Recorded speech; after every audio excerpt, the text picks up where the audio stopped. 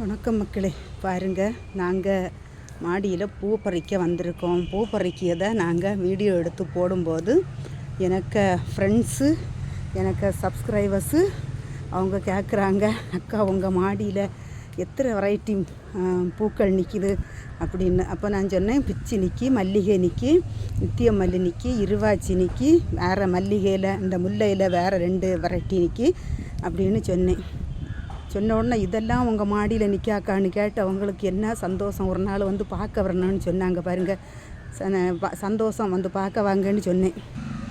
நித்திய மல்லியில் பூ பறிக்கிறோம். பாருங்கள், இது ஒரு வெரைட்டி மல்லிகை. இந்த செடி ஒன்று 4,